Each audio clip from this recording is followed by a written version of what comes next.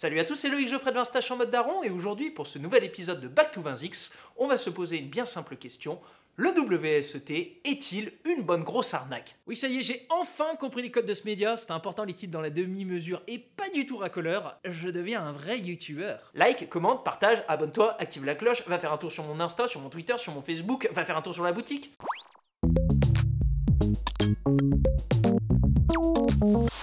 Mais avant d'entrer plus en profondeur dans le sujet, vous vous demandez peut-être tout simplement, c'est quoi le WSET? Ou WSET, ou WSET. Pour faire simple, le WSET est un ensemble de formations courtes, agrémentées de dégustation, et qui se passe par niveau, 4 au total, et qui est piloté par un organisme basé à Londres. En fait, c'est une sorte de TOEFL ou de TOEIC du vin pour ceux et celles de l'enseignement supérieur qui seraient déjà familiers de ces notions. Et si cette analogie ne vous parle toujours pas, alors je m'en vais vous expliquer plus en profondeur ce qu'est le WSET. Quelles sont ses origines, quel est son intérêt et surtout, quelle est sa valeur dans l'industrie du bien boire à la française. Et pour mieux vous aider à le contextualiser, il va falloir que je vous fasse un rapide rappel sur les différentes formations qui mènent au métier du vin. Pour faire simple, aujourd'hui, vous avez 3 grands corps d'activité. Le premier, c'est celui de la production de vin. Évidemment, vous penserez d'emblée aux vignerons, mais cela englobe aussi d'autres activités telles que les œnologues ou les ingénieurs agronomes. La voie d'entrée de toutes ces professions commencera très souvent par un BTS viticulture-énologie, le fameux Viti-Éno, qui pourra se poursuivre par un DNO ou une école d'ingénieurs agronomes spécialisation Viti-Eno. Le deuxième corps de métier, c'est celui du conseil aux particuliers. Donc en gros l'univers de la sommellerie et des cavistes, avec des formations telles qu'un lycée hôtelier avec mention sommellerie. Même si aujourd'hui, et je sais que ça peut paraître un peu fou à dire, mais il n'est pas obligatoire de passer une formation de caviste pour exercer ce métier. N'importe qui aujourd'hui peut très bien dire « T'inquiète gros, je connais le vin, j'ouvre mon affaire. » Un peu comme moi quoi. Enfin, il existe tous les métiers périphériques de commerce et de gestion. Cela peut aller de l'énotourisme au marketing web, tout en passant par la gestion d'une exploitation, ou même encore la vente de solutions techniques pour les vignerons. C'est d'ailleurs cette voie que j'ai empruntée, puisque pour répondre à une question qui m'est très souvent posée, j'ai fini mes études par un master spécialisé vin et spiritueux à Kedge Bordeaux. Bref, si vous voulez en savoir plus sur toutes ces formations, je vous renvoie à l'article Les principaux diplômes et écoles permettant de faire carrière dans le vin de la RVF, que je mettrai en lien dans la description. Et alors le WSET dans tout ça? Eh bien disons qu'il se rattachera surtout au métier du conseil et de la commercialisation des vins. Historiquement, il fut créé par les professionnels de l'industrie britannique et plus particulièrement par The Vintners Company, une sorte de confrérie slash guilde, j'adore ce mot guilde, on se croirait dans Skyrim, qui était implanté dans la bonne vieille ville de l'Éternel Soleil qui est Londres. Fondée en 1363, son but était de fédérer l'ensemble des marchands de vin autour d'une cause commune, le pinard. C'est donc sous son impulsion que le Wine and Spirit Education Trust va voir le jour en 1969. Initialement, le WSET délivrait 3 certifications slash qualifications. Et ce compartimentage, cet échantillonnage, deviendra l'ADN du diplôme, mais nous y reviendrons. Toujours est-il que les Britanniques étant de grands marchands de vin, CF, mon tout premier épisode de Vinstache sur les vins de Bordeaux, cette formation va rapidement devenir l'une des références de l'industrie et va même s'exporter bien au-delà des simples frontières du royaume. Ainsi, dès 1991, le WSET débarque en France et il en profite pour faire sa mue, puisque pour la première fois en 22 ans, le diplôme ouvre ses portes aux étudiants ne travaillant pas dans cette industrie. Les 3 décennies suivantes seront celles de la globalisation, au point qu'aujourd'hui, il est devenu une référence mondiale et compte près de 900 centres d'examen répartis dans 70 pays. Mais alors, pourquoi a-t-il réussi à séduire autant de monde?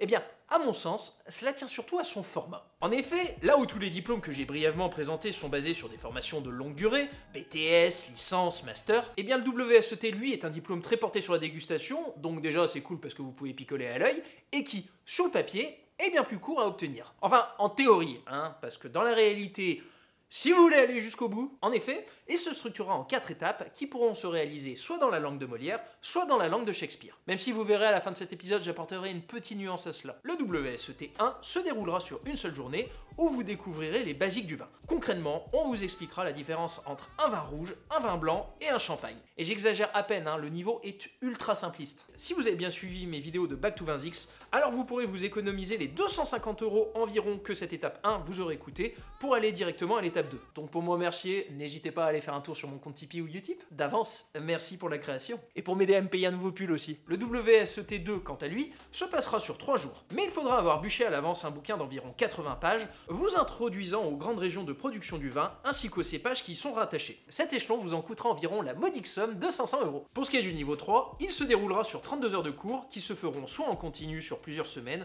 soit en condensé sur 2 semaines. Préalablement, il faudra là encore avoir lu un ouvrage d'environ 250 pages, où vous apprendrez principalement à découvrir toutes les sous-régions viticoles du monde, comme la Maipo Valley au Chili ou les Pouilles en Italie. Là, on commence à rentrer dans le dur. De même au niveau des finances, la note commence à s'alourdir, puisqu'il vous en coûtera environ 1000 €. Pour chacun de ces niveaux, je ne l'ai pas énormément précisé, mais vous dégusterez moult vins.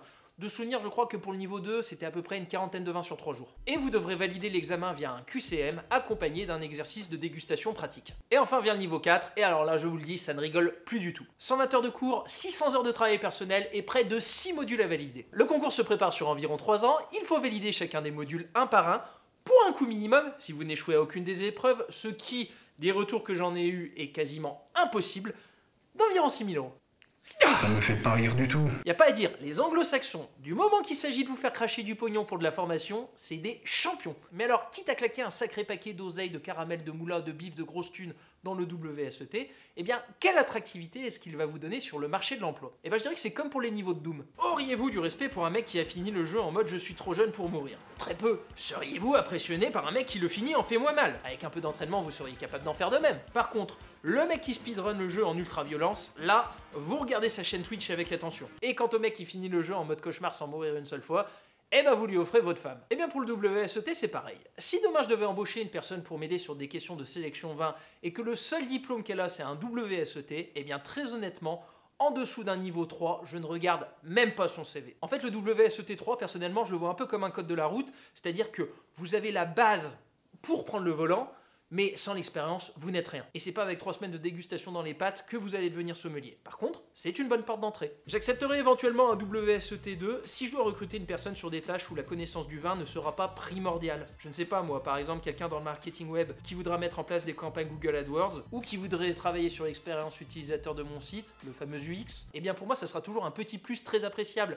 puisque sa fonction première ne sera pas de la sélection vin. Souvenir ému d'une ancienne vie professionnelle où l'un des développeurs nous présentait avec fierté son nouveau moteur de recherche interne du site en prenant l'exemple d'un Chablis rouge. Pour ceux qui se demanderaient, le Chablis rouge, ça n'existe pas. Du coup, est-ce que je vous encourage à vous engager sur la voie du WSET ou alors est-ce que c'est une bonne grosse merguez? Eh ben j'aurais plutôt tendance à vous répondre par l'affirmative. Déjà, et même si avec le Brexit et la pandémie ça pue un peu la merde en ce moment, mais si vous voulez travailler dans les milieux anglo-saxons du vin, eh bien c'est un vrai plus. Ce diplôme ayant une vraie caisse de résonance auprès des pros. De plus, je pense qu'il est primordial de sortir de notre ethnocentrisme. Le drame de vivre dans le plus beau des pays au monde, c'est qu'on ne boit que français. Alors certes, ça se comprend car outre le patriotisme économique, nous avons la chance d'avoir de très grands vignobles partout. Mais le français et la française ne s'intéressent malheureusement que trop peu aux grands vins étrangers et à la production extérieure. Et je pense que c'est une connerie parce que dans la vie, il faut être curieux. Or, et ça me fait vraiment mal de l'avouer, mais les Britanniques ont fait d'une faiblesse une force. N'ayant pas de vignoble, ou alors de manière ultra marginale, ils étaient moins engoncés dans une tradition viticole séculaire et ils ne se sont pas concentrés sur un seul pays de production. Le WSET étant piloté depuis Londres, vous allez donc devoir vous forcer à découvrir des régions étrangères d'exception qu'il serait ma foi bien triste de négliger. Parce que si demain vous deviez mourir sans avoir goûté la grandeur des Malbec de Mendoza, des Pinot Noirs de Central-Otago ou des Riesling de la Moselle allemande, quelle indignité. Concernant les finances, sachez qu'en 2021 encore, il était possible de vous payer la formation via le compte personnel de formation, le fameux CPF. Et comme vous disposez de votre CPF comme bon vous semble, cela signifie que vous pouvez vous rincer à l'œil, que vous soyez boucher, jardinier, comptable, banquier, pharmacienne ou même encore péripapéticienne. Et si dans le début de ma tirade j'ai précisé en 2021, c'est parce que en 2022, c'est encore assez flou. Un ami de la profession m'expliquait que clairement en ce moment c'était le bordel, donc je vais vous lire sa réponse. Il y a en effet un arrêt à prévoir du financement du WSET pour le premier semestre 2022, a priori. Nous n'avons pas de visibilité exacte sur la recréditation car c'est le WSET à Londres